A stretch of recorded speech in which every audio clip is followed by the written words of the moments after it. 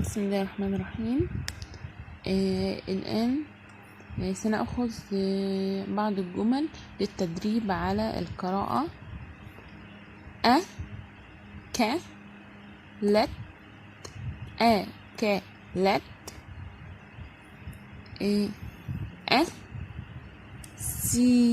أسيل. هنا حرف الألف صوته جاء أي مفتوح. ألف فتحة ده حرف الهمزة.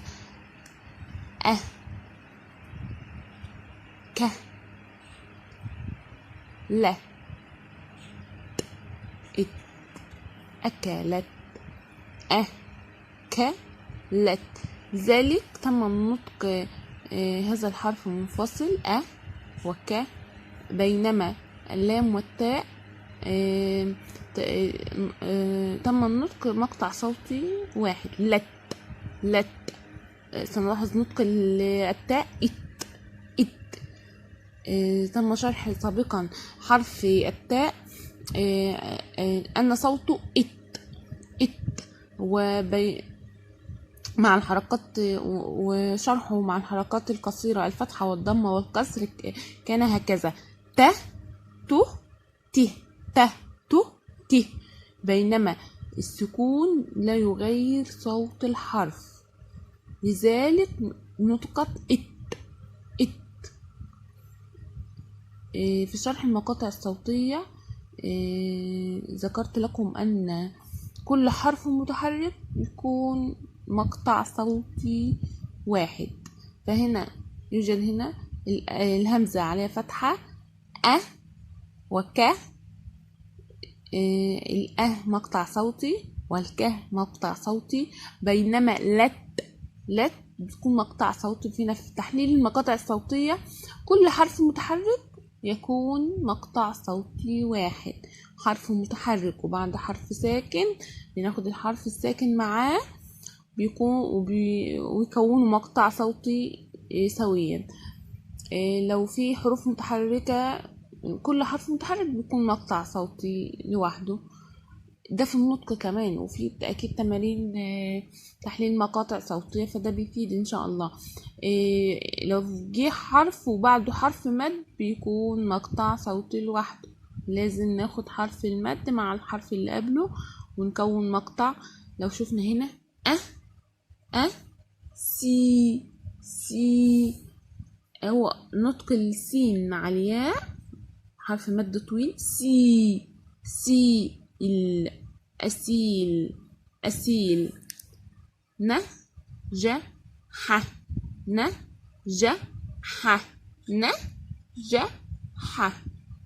أحمد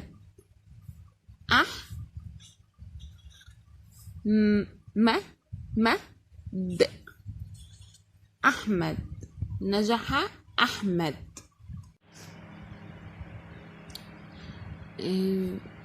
طبعا دي تم النطق على مرحلتين أو مقطعين صوتيين. أحمد هنا صوت الحاء كان لأنه ساكن، والدال لأنه ساكن. رع في را سن. المد الطويل سهل جدا. صوت الألف وصوت الواو وصوت الياء بنسمع الأصوات دي في الكلمة، يعني زي كلمة سيل، يعني سمعنا صوت الياء. الإي إذن فيها ياء. طب في راس ألف. احنا يعني بس المفروض نتابع أولادنا في إنه ما يكونش كلمة عليها الحرف عليه فتحة وينطقوا ويتم النطق كأنه في مد طويل، ده غلط. لازم مش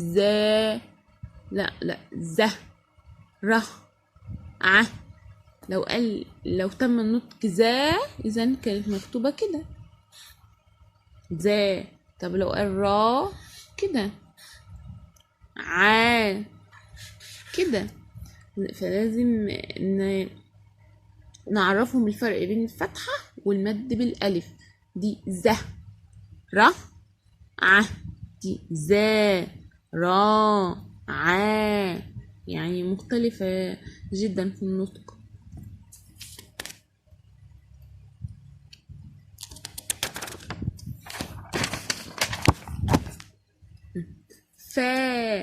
فاز فاز فارس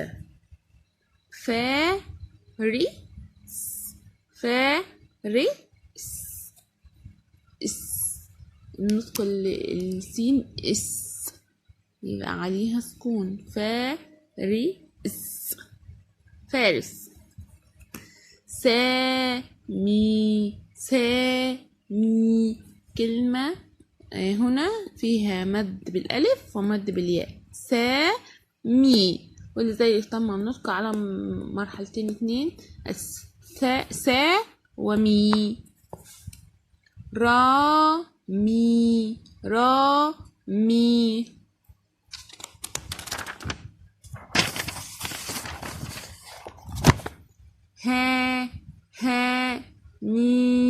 هاني صن في سكون وده حرف متحرك، دي ضمة. صندوق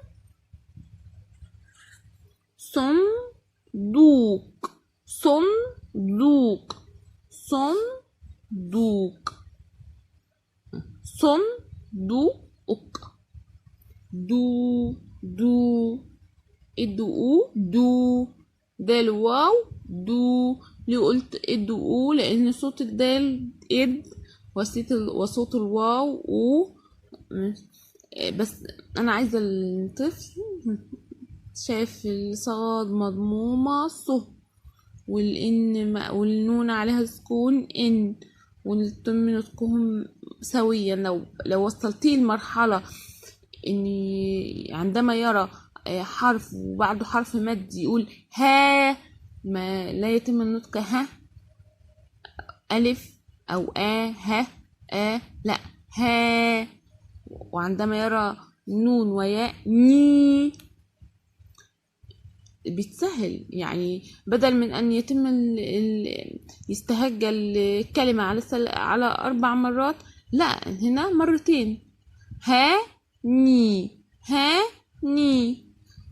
لو عودناه تاخد الحرف المتحرك مع حرف السكون وننطق ويتم النطق سويا مرة واحدة.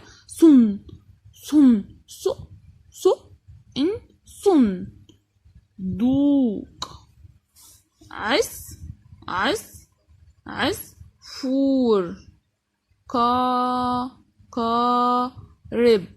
قارب.